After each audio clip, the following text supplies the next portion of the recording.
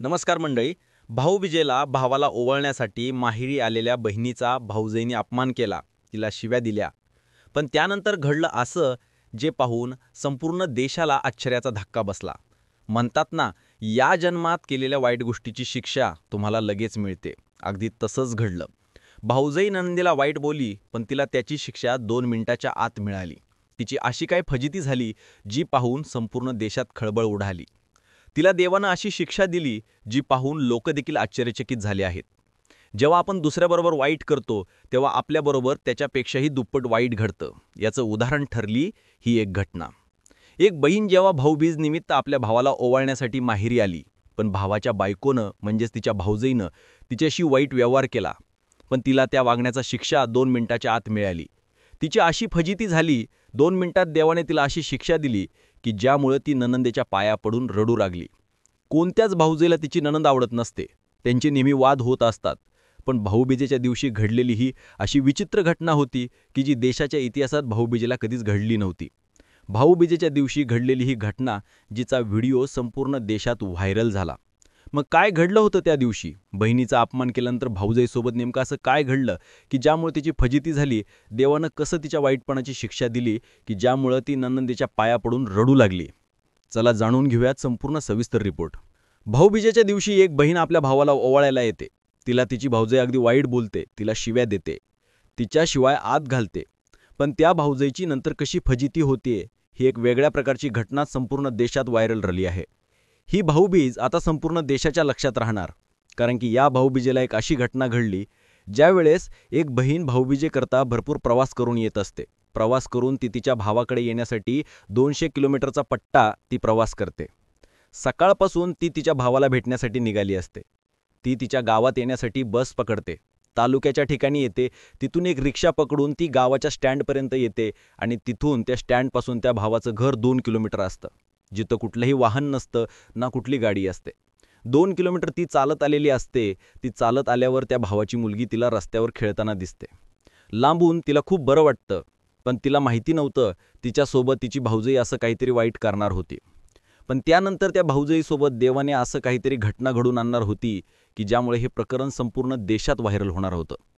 बहीण आली. बहिणीला भावाची मुलगी रस्त्यावर खेळत असलेली दिसली. रस्त्यावरनंच ती तिच्या आत्याला ओळखते. ओरडत ओरडत जवळ येते. म्हणते, आत्या आलीस का तू? तर तिच्या आत्याला पाहून त्या मुलीला प्रचंड आनंद होतो. ही आत्या म्हणजे तिच्या वडिलाची सख्खी बहीण. सकाळपासून घरापासून निघाल्यापासून तिच्या डोक्यात अनेक विचार सुरू होते. ती प्रत्येक वेळी भावाला फोन करत असायची. वर्षभरात प्रत्येक वेळा तिनं फोन केला होता, पण तिचा भाऊ कधीच फोन उचलत नसायचा. भावाची बायको म्हणजे तिची जी भाऊजाई आहे, ती फोन उचलायची आणि फोन उचलून ती तिच्याशी कधीतरी म्हणायची, चांगलं बोलत नसे वादही घालायची आणि म्हणायची, तुमच्या भावाकडे आता वेळ नाहीये असं म्हणायची. या बहिणीला खूप वाईट वाटायचं. पण तरीही ती तिच्या भावाकडे भाऊबीजेसाठी निघाली होती. वर्षातला भावा बहिणीचा सगळ्यात मोठा सण आहे. सगळं विसरून बहीण निघाली होती. सकाळपासून तिला आपल्यासोबत काहीतरी आज वेगळं घडणार आहे असं तिला वाटत असतानाच ती भावासाठी भला मोठा प्रवास करून येत होती. ती गल्लीत आल्यानंतर तिला सगळ्यात आधी मुलगी दिसते. ती मुलगी तिच्या भावाची असते. तिला खूप आनंद होतो. 2-3 किलोमीटर चालत आलेली असते. सकाळपासून प्रचंड मोठा प्रवास केलेला असतो म्हणून ती थकलेली असते. मग त्यानंतर भावाची मुलगी दिसल्यावर तिच्या मनातले सगळे थकव्याचे क्षण निघून जातात. ती अत्यंत खुश होते. मग भावाची मुलगी तिला घराकडे घेऊन जाते. पण घराकडे घेऊन गेल्यानंतर ती घरापुढे येते तेव्हा तिला एक विचित्र दृश्य दिसतं. एक असं विचित्र दृश्य की ते पाहून तिच्या पायाखालची जमीन सरकते. तिथं होतं असं, तिचा भाऊ दरवाजासमोर, घराच्या दरवाजासमोर एका खुर्चीवर बसलेला आहे आणि दरवाजाच्या छतातून, वरच्या छतातून हातातून एक दोरी लटकलेली आहे, जिला एक प्रकारचा फास बनलेला आहे आणि त्या फासाच्या शेजारी अगदी खाली बसून तिचा भाऊ प्लॅस्टिकच्या खुर्चीवर बसून त्या दोरीकडे पाहत बसलेला असतो. त्या दोरीला असं वाटतं की तो त्या दोरीने काहीतरी जीवाचं बरं वाईट करणार आहे का? बहिणीला प्रचंड भीती वाटते. आपला भाऊ अशा अवस्थेत पाहून तिला प्रचंड भीती वाटते. तब्बल घरापासून 50 फूट अंतरावरून ती हा सगळा प्रकार, ते दृश्य ती पाहत असते. तिला काहीतरी कल्पना येते. ती पटकन धावत पळत किंचाळत जाते. पहा तर ते काय, तिचा भाऊ चक्क झोपलेला असतो. तो डोळे वर करून, तोंड वर करून झोपलेला असतो. 50-100 फुटाहून तिला काही दिसत नव्हतं, त्याचे डोळे उघडे आहेत की नाही. पण तिला वाटतं कदाचित तो ह्या दोरीकडे पाहून तो काहीतरी वेगळा विचार करत असेल. ती त्याला गदावदा हलवून उठवते. तो खरबडून जागा होतो. त्याला एक स्वप्न पडत होतं. त्याला वाटायचं भाऊबीज आहे, आपली बहीण आज आली आहे. पण अचानक डोळे उघडल्यावर तिचीच बहीण त्याला समोर दिसते. तिची बहीण त्याला संकन कानेखाली वाजवते. तो म्हणतो, अगं ताई, तू कधी आलीस? नेमकं मला का मारलंस? त्यावेळी बहीण रडत रडत त्याला म्हणते, अरे बाबा, तू काय काय करणार होतास ह्या दोरीचा? त्यावेळी तो म्हणतो, अगं मी झोपलो होतो, मी ह्या दोरीकडं पाहत नव्हतो. मी वर त्या ठिकाणी माझा चेहरा तुला दाखवतो, मी झोपलेलो होतो, माझ्या मनात असले कुठले विचार नव्हते. ही जी दोरी आहे तर ती आमच्या दुधाच्या बकेट लटकवण्यासाठी आम्ही वापरतो. कारण की बऱ्याच वेळा आमचं दूध जर आम्ही जमिनीवर ठेवतो तर कुत्री मांजर येऊन आमच्या त्याच्यामध्ये तोंड घालतात. त्यामुळे आम्ही ही दोरी लटकवलेली आहे. तर बहीण ज्यावेळेस येते तर तिच्यासोबत हा पहिला धक्कादायक प्रसंग घडतो. पण तिला माहिती नव्हतं पुढील 5 मिनिटांमध्ये तिची भाऊजाई तिला असं काहीतरी वाईट बोलणार होती. पण त्या वाईट बोलण्यानंतर तिच्यासोबत इतकं भयंकर काहीतरी घडणार होतं की ज्यामुळे ही भाऊबीज संपूर्ण देशात लक्षात राहणार होती. पहा, अजून तिच्या भाऊजाईची एंट्री होणार होती. भाऊजाई तिला वाईट बोलणार होती आणि ह्या वाईट बोलण्यावर तिच्या आयुष्यावर कसा परिणाम होणार होता, कशी शिक्षा देव तिला देणार होता आणि त्यामुळे हे प्रकरण वादळासारखं व्हायरल होणार होतं, कोणाला काही माहिती नव्हतं. अखेर बहीण एका खुर्चीवर बसली. तिच्या आता सगळे जे मनातली जमलेला गोंधळ दूर झाला होता. एवढ्या लांबून ताई आली म्हणल्यावर भाऊ खूप खुश झाला. तो उठला. त्यानं सगळ्यात पहिलं तोंडावर पाणी मारलं. तो किचनमध्ये गेला. किचनमध्ये गेल्यावर पाहतो तर काय, बायकोनं आदळापट करायला सुरुवात केली होती. एक भांडं इतकं जोरात जमिनीकडे फेकलं, त्याचा आवाज इतका मोठा झाला की तो अगदी दचकलास. त्याला माहिती होतं आपल्या पत्नीला आपली बहीण आली हे काय आवडणं नाहीये. पण तो भांडण करण्याच्या मूडमध्ये आलाच होता. पण त्याच्या लक्षात आलं आज आपली बहीण आली आहे, आजचा दिवस वेगळा आहे. म्हणून तो त्याच्या पत्नीला समजवणुकीच्या सुरात म्हणला, अगं काय झालं, तुला का भांडे पाडत आहेस? त्यावेळेस ती म्हणाली, मला भरपूर काम असतात, गडबड असते, म्हणून या कडवेळेस पडतात भांडे. मी काय तुमच्यासारखी मोकळी बसलेली नाहीये. असं म्हणून ती त्यांना वाकडं बोलू लागते. त्याला थोडंसं वाईट वाटतं, पण तो म्हणाला, अगं ताई आली आहे बाहेर. तेवढ्यात ती म्हणाली, हो का, आली का? म्हटल्यावर कशाला आली असा प्रश्न तिने विचारला. तेव्हा तो म्हणतो, अरे भाऊबीज आहे. ती म्हणाली, ठीक आहे, मग तुम्ही काय करा, पटकन तिला ओवाळायला सांगा, 15 मिनिटात इथून निघून जायला सांगा. तो म्हणतो, असं का? ती म्हणेल, हे पहा, मला माझ्या भावाकडे जायचंय. तिथी पत्नी त्याला सांगू लागते, हे बघा, 15 मिनिटात तुम्ही तुमच्या बहिणीचा तुमचा कार्यक्रम आटवा. 15 मिनिटामध्ये मला माझ्या घरी जायचे, माझ्या भावाकडे मला सोडून या. आता त्या पतीला राग येतो. त्याला वाटतं आपली बहीण बाहेर बसली आहे, तर ही हिच्याबरोबर असं का वागत आहे? त्यात तोही आता वाद घालू लागतो. त्यांचा आवाज प्रचंड वाढतो. त्यांचा आवाज इतका मोठा होतो की बाहेर बसलेल्या असलेल्या त्याच्या बहिणीला देखील तो आवाज जाऊ लागतो. बहीण बाहेर बसून सगळं ऐकत होती. तिला खूप वाईट वाटत होतं. एक क्षण तिला वाटलं की आपण इथून निघून जाऊ. पण तिला काय माहीत होतं की भाऊजाई तिला यानंतर एवढं वाईट बोलणार होती. तिच्यासोबत त्यापेक्षाही डबल वाईट घडणार होतं. तिच्याशी फजिती होणार होती. देव तिला पुढल्या 2 मिनिटात अशी शिक्षा देणार होता की ही भाऊबीज त्यामुळे संपूर्ण देशाच्या लक्षात राहणार होती. प्रकरण वादळासारखं व्हायरल होणार होतं. अखेर तो क्षण आला, पण तिला माहिती नव्हतं. त्यावेळेस बहीण म्हणाली, मनातल्या मनात बहीण पुटपुटत होती, पण म्हणाली, देवा, माझ्यासोबत असं काय होतंय? वर्षातून एकदा मी माझ्या भावाला भेटायला आले.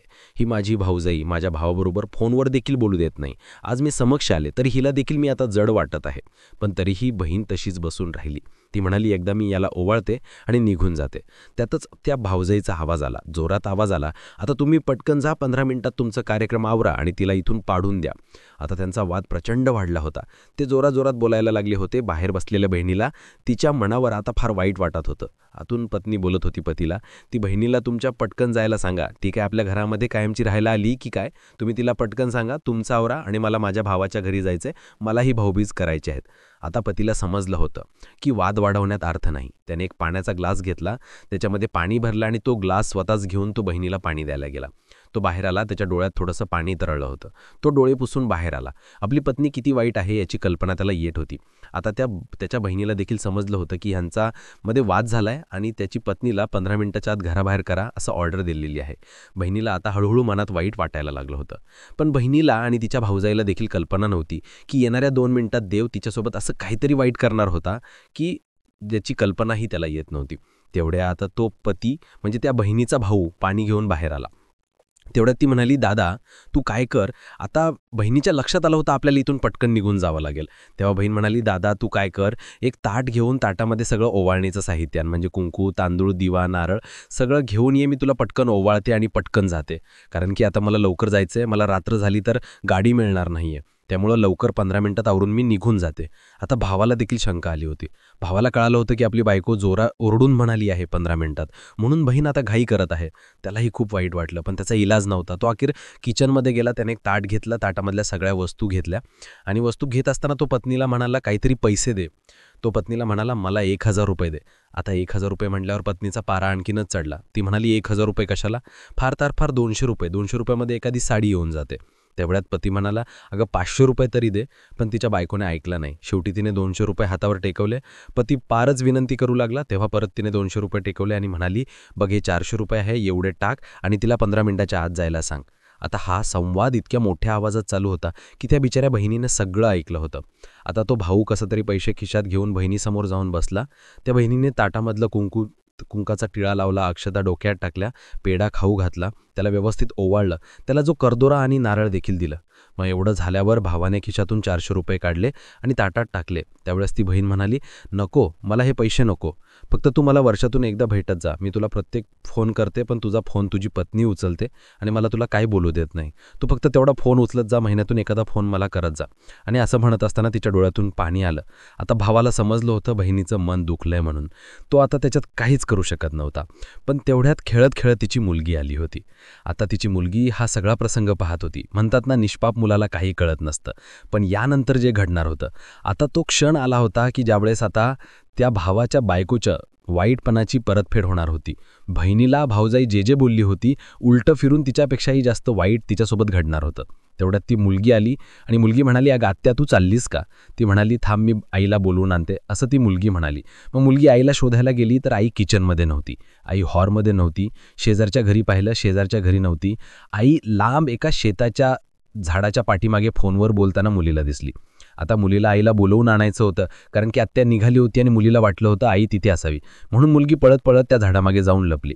आता अखेर आपली आई त्या झाडाखाली इतक्या लांब जाऊन फोनवर काय बोलत होती ते या मुलीला ऐकायचं होतं. आणि तोच फोन ठरवणार होता की या तिच्या आईसोबत काय वाईट होणार होतं. तिची आई म्हणजे ज्या बहिणीची भाऊजाई फोनवर बोलत होती. फोन लागला, रिंग वाजली, तिकडून फोन उचलला गेला. तिकडून मुलगी झाडामागून सगळं ऐकत होती. फोन उचलला त्या मुलीच्या आईने म्हणजे त्या भाऊजाईने तिच्या सख्ख्या भावाला फोन केला होता. सख्ख्या भावाला फोन केला, फोन उचलला तिच्या भाऊजाईने म्हणजे तिच्या भावाच्या बायकोने फोन उचलला. त्यावेळेस तिने विचारलं की दादा कुठे आहेत? त्यावेळेस तिकडून आवाज आला, कोण पाहिजे? एका महिलेचा आवाज आला होता. तर ती महिला नसून तर ती तिची भाऊजाई होती. त्यावेळेस तिकडून म्हणाली, दादा इथे नाही आहे. त्यावेळेस ती म्हणाली, मी 15 मिनिटांमध्ये तिकडे येणार आहे, मला भाऊबीजेचं ओवाळण्यासाठी यायचं आहे. त्यावेळेस तिकडून आवाज आला की तू काही इथे येऊ नको, तुझी इथं काही गरज नाही आहे. तुझे ओवाळणीचे पैसे तुझे फोनपेमध्ये ट्रान्सफर करून देणार आहेत. अजिबात तू इथून पुढे यायचं नाही. तुझे जे भाऊबीजेचे पैसे असतील, रक्षाबंधनचे पैसे असतील, साडीला जे पैसे लागतात ते तुला फोनपे गुगल पेवर ट्रान्सफर होतील. त्याच्यामुळे तू इथे अजिबात नको जाऊ. त्यावेळेस ती म्हणाली, अगं पण दादा कुठे आहेत? त्यावेळेस त्याची बायको म्हणाली की फोनवर आवाज आला की त्याला वेळ नसतो त्याच्यासोबत बोलायला, आणि असं म्हणून फोन कट केला. पहा, म्हणतात ना, तुम्ही एखाद्यावर वाईट केलं तर तुमच्यासोबत डबल वाईट घडतं. तीच घटना घडली. स्वतःच्या नंदेबरोबर ती जशी वागली होती त्याच्यापेक्षा दुप्पट वाईट तिच्यासोबत तिच्या भाऊजाईनं केलं होतं. तिला तिची चूक उमजली आणि मग ती पुन्हा धावत पळत आपल्या घराकडे आली. तिथे अजूनही त्यांची नणंद होती. त्यावेळेस या भाऊजाईने त्यांना आग्रह करून माफी मागून थांबवलं आणि म्हणाले, तुम्ही इथेच राहा, जेवढे दिवस राहायचं तेवढे दिवस राहा, तुम्हाला जे पाहिजे ते सांगा, ते मी खायला बनवते, माझी चूक झाली, असं ती नंदेला म्हणायला लागली. तिच्या पतीला आणि तिच्या मुलीला देखील आश्चर्य वाटलं की हे नेमकं कसं काय झालं, एवढा बदल कसा काय झाला? कारण की 15 मिनिटात बहिणीला निघून जा असं सांगणारी आता तुम्ही किती दिवस राहा असं म्हणू लागली, याची कल्पना कोणाला येत नव्हती. पण म्हणतात ना, देव वाचतो, देव वरून पाहत असतो. तुम्ही जसं कराल तसं भराल. अगदी तसंच घडलं होतं. देवानं दिलेली ही गुपचूपपणे शिक्षा कोणाला समजली नाही, पण त्याचा परिणाम हा दिसून आला. तर ही भाऊबीजेला घडणारी घटना अत्यंत वाऱ्यासारखी व्हायरल झालेली आहे. या घटनेविषयी तुमचं नेमकं काय मत आहे कमेंट करून कळवा. चॅनलला नवीन असाल तर सबस्क्राईब करा. धन्यवाद.